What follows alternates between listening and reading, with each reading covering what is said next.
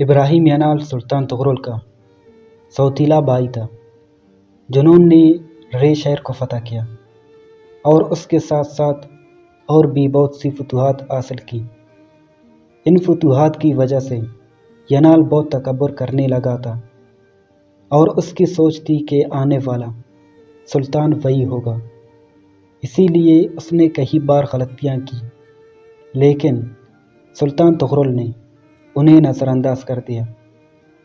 جب خلیفہ بغداد پر کرامتیوں نے حملہ کیا تو اسی دوران ابراہیم ینال نے سلطان تغرل کے خلاف بغاوت کرنا شروع کر دیا، جس کی بغاوت کو الپرسلان نے کچل دیا۔